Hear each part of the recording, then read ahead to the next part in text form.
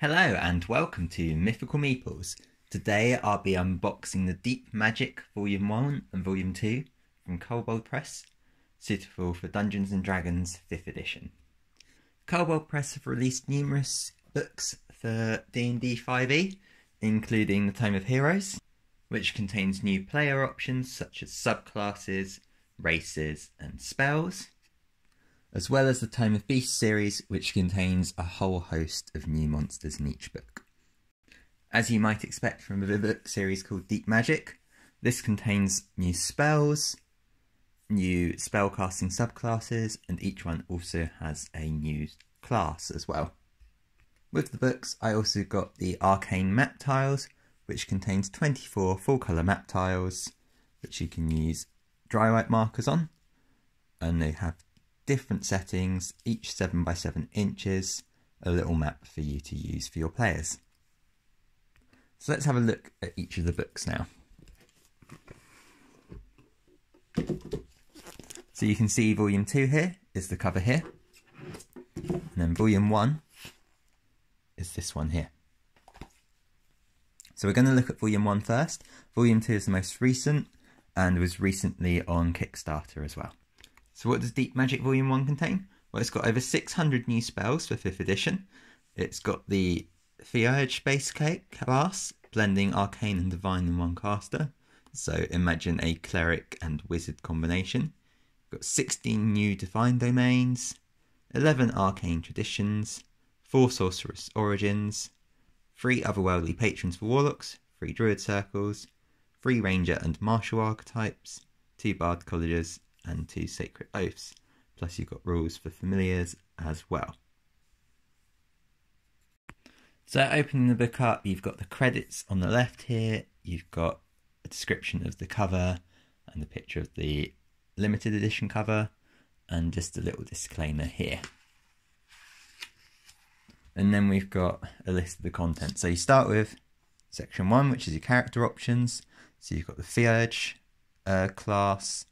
Then you've got these subclasses for wizards, bards, clerics, druids, martial archetypes, warlock patrons, ranger archetypes, sacred oaths for the paladins, and sorceress origins. You've also got a few new backgrounds here as well. So you've got plenty of choices if you're planning on playing spellcasters. You've even got a couple of choices if you want to be a fighter, or a ranger, or a paladin as well. Then you've got styles of magic. So you've got a little bit of description about styles of magic. So this is probably a bit new to people not familiar. Alchemy, alchemancy. So I'm assuming that's very like alchemy. Angelic magic, so sort of celestial magic as a guess. Blood magic.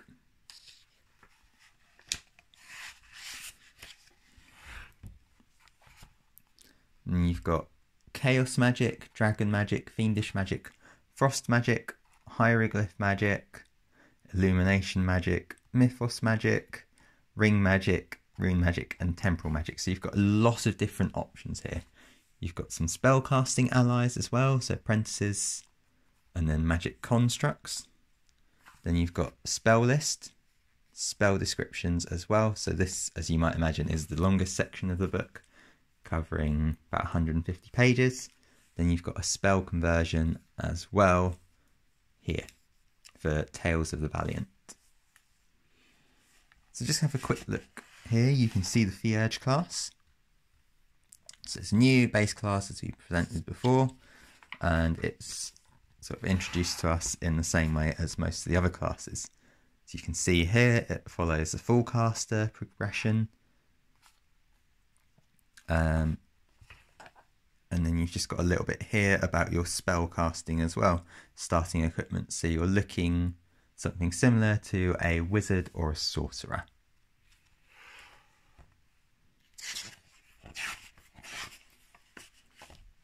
Then you've got details of your subclasses, or your class here, and your subclasses will follow. So we're going to look quickly at a few different subclasses. So here you've got the White Necromancer for the wizards. So you've speciality, so like the Necromancer, reduced time for your necromancy spells. You've also got ability to do a little bit of healing here as well. So you're still playing very similar to a wizard, but you've got a little bit of healing power. So here we've got the Oath of Radiance for paladins. So you can see here you're all about sort of becoming the light, killing creatures of darkness is sort of your oath, and cleansing yourself of darkness as well. So just being a beacon of light. You've got very beautiful artwork here, so you can clearly see what they're trying to come across with the Oath of Radiance. Although if we look at the next page, we've now got the Boreal Sorceress Origin, and very much to do with cold, and I think that picture looks very much more in touch with this Sorceress Origin. You've got the Elemental Essence, so as you might expect, you have a choice of air, fire or water, and you get a bit of a specialisation in which one you go for. So now we have the styles of magic. So we're going to look quickly at dragon magic. So there's a little bit of description here, and then you've got a recommended spell list. So this section presents a sampling of spells in alignment with the dragon magic style. These spells are available to any spellcasting class with the GM's consent, and spells marked with an asterisk appear in Chapter 5. Essentially, you have draconic spells who can be available to everyone based on that class. So for instance, if you're playing a Dragonborn or a draconic bloodline sorcerer, your DM might allow you to pick these spells up. Hieroglyph magic is available to you via feats instead. So you have the Script Carver and Script Sage feat, which let you learn new hieroglyphs. Then you've also got a list of the hieroglyphs here and how you can use them to benefit yourself. Next, we have the spellcasting allies. So here you've got the apprentices and then a list or description of each of the apprentices, as well as some really lovely artwork. And that you've got a different mix. You've got neutral good human, chaotic good human, lawful neutral dragonborn, and then you've also got a section on magic constructs as well. Next, you've got a few familiars. So these are things you can gain through the Find Familiar spell as well. So these familiars are just the sort of simple ones. So you could have a parrot or a carrion crow, hedgehog or a tortoise, and with stat blocks for each of them. Then you've got variant familiars, and these are your sort of more specialised ones. So you've got an abyssal worm, crimson drake, and then there's a sort of few extra rules for them. So next we have the spell lists, and as I mentioned earlier, this is definitely the biggest section of the book. Just looking here, you can see how many cantrip options you have for the bard. Just the cantrips. It's a lot of them. Then you've got your list of spells. And again, you know, it goes all the way first level, second level, third level up here, fourth level, less for 5th, 6th, 7th, 8th and 9th, but most people spend less time at the higher levels, so it's less of an issue. But you just have so much choice here. All of these for clerics, all the way down here through to here. And you've got druid spells, and again, you're taking up sort of most of an A4 page, if not more. Even paladin spells, you've got quite a lot. Ranger spells, you've got a nice amount of ranger spells, almost a whole page of them. Sorcerer spells covers a lot of text as well. So yeah, all the way through to here, so it's about 2 A4 pages. Warlock spells, again, you're looking at a lot. And then you've got the wizard spells as well, which again covers about 2 A4 pages. Then you're on to the spell descriptions. So as stated on the back, there's more than 600 spells in this section. We're not going to go through all of them, just sort of going to show you the layout, and it's very similar layout to that in the player's guide for D&D. So you've got enchantment cantrip here. So it's an action, range 30 feet, lasts a minute.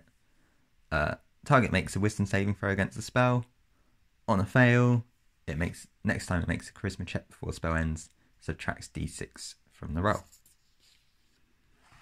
So you've got simple ones like that, and then you've got sort of more complicated ones. So you can see here, you've got the bottomless stomach spell, which lets you consume dangerous substances. And then it's got a sort of list of other things that happen. I'm not going to read through the whole spell. You've got sort of Borea's Kiss, so you've got some cold-based spells here. This, you cast it on someone. If they fail a Constitution saving throw, they have disadvantage on any cold-based saving throws until they make a successful Constitution saving throw.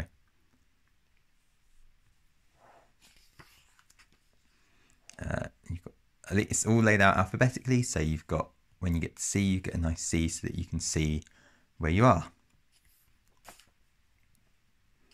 So you've got Deep Freeze again. I'm really interested in the cold spells because I find that's one of the things lacking in the players' books. There's a lot of fire spells, but cold seems to be a lot less frequent. So that's it for Volume 1. We're going to have a quick look through Volume 2. It's going to be probably very similar, so we're not going to sort of necessarily go into a lot of detail on it, but it's nice to sort of see the differences in the two books. So on the back here, you can see you get 400 new spells. You've got the Witch base class, 19 new subclasses, so there's a bit less in this book. 14 styles of spell casting, which I think is slightly more than Volume 1. You get 15 magical grimoires that gain power as the character grows, 10 spellcasting NPCs, and then 16 adventure site location descriptions and encounter books. So these come along with these. So we'll just quickly look through these, some of these. So you can see them 7 by 7 inches. Each one has got a grid marked on. That was not the best one to show you, but you can see here grid marked on. So these are great for small encounters. You can see here this is sort of floating rocks. Got a little tower in the middle here, so I'm assuming this is the air node. But you've got sort of like a wizard's study or a classroom here. Got the chalkboard here. And then you've got what looks like part of a library or again a different study here. Got all the books, you've got a desk, and you've got sort of magical artifacts here. Got this one here which looks like it's been flooded. Here looks very druidic. You've got all the grass growing through. This looks like ritual chambers. And again, you've got sort of different chambers here. There's 24 of these in total. Let's have a look inside the book. So as before, you start with the credits. So there's 9,632 people back this. You've got a description of the cover, and you've got a sort of description of the limited edition cover as well. Then you've got a few pictures. So you've got the pictures of the different chapters here. And then you've got about this book. So you've got the character options. So as I said before, you've got far fewer options. You've got the witch and you've got the covens, subclasses, backgrounds here. Then got the styles of magic. So you've got battle magic, doom magic, dream magic, fey magic, hedge magic, pestilent magic, portal magic, pyromancy, ritual, saint, shadow, spirit, true name, and weather.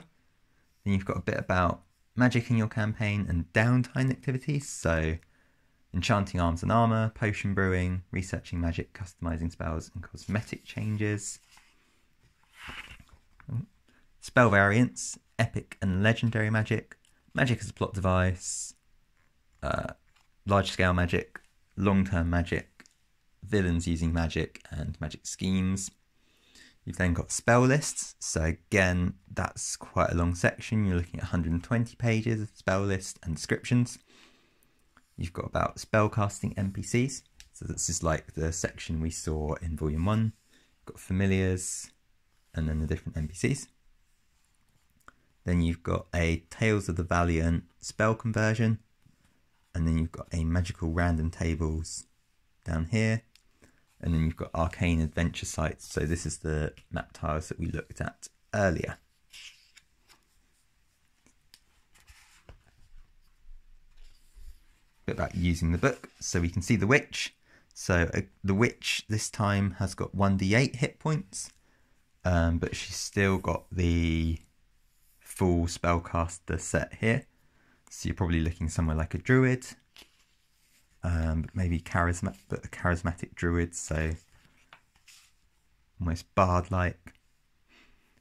And you learn spells for this one. This is all sections about spirit binding. And then you've got your sections on Coven. So there's quite a lot to learn with the witch class. And then you've got your Covens on top. So you've got Roiling Hearth. You've got the Hidden Moon, Verdant Wood.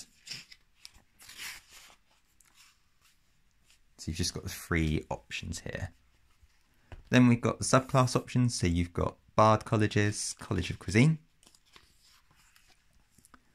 College of Fortune and College of Festival. So you've got, as I said before, fewer options in here. Cleric Domains, so Darkness, Doom, Labyrinth, Pestilent, Druid Circles,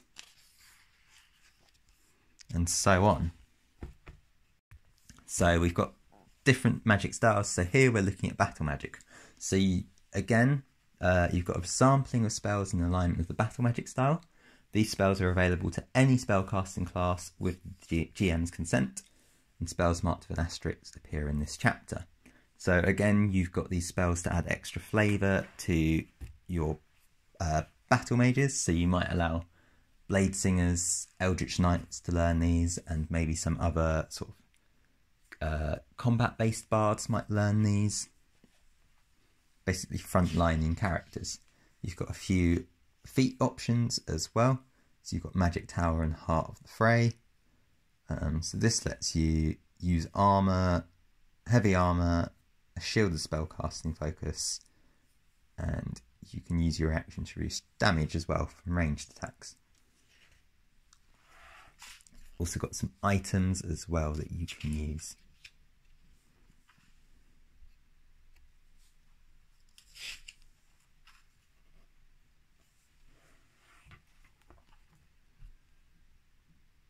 Here you've got Saint Magic, and again this is available to any spellcasting class with the GM's consent.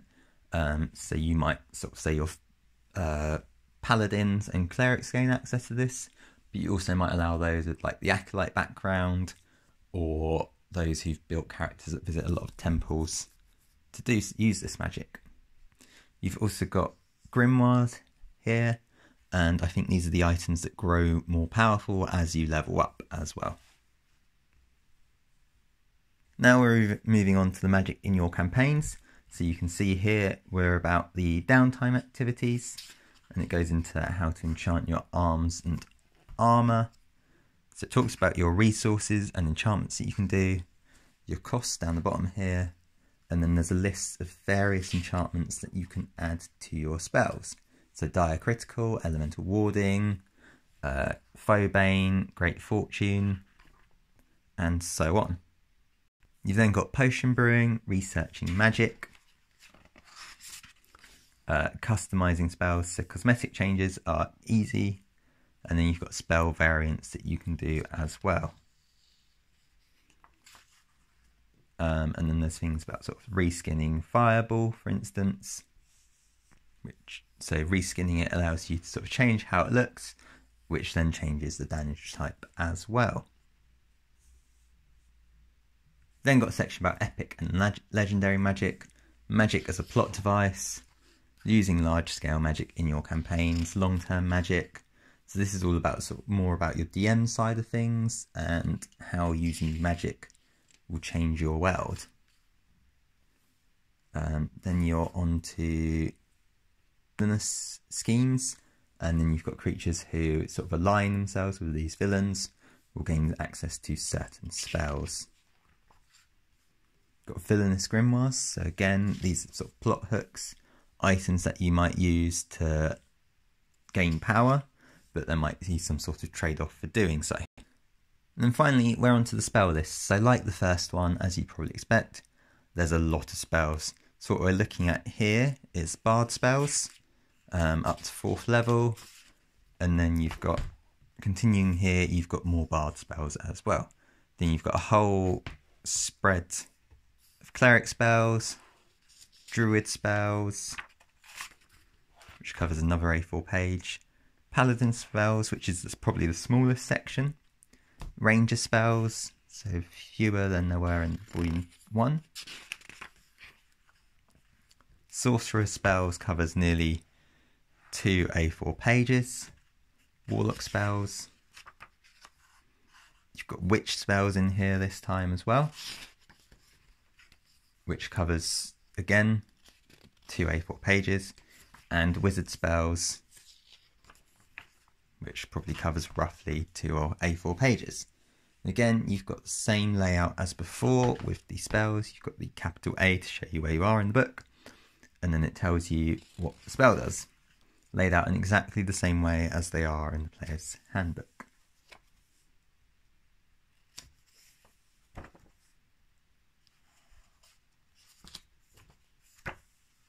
And then there's a little section at the back for your Tales of the Valiant spell conversion.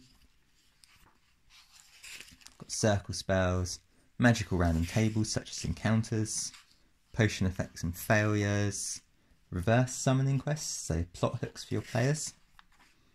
And then you've got sort of tomes, NPCs and location naming as well. And here's a closer look at those arcane sites we looked at the very beginning of this book.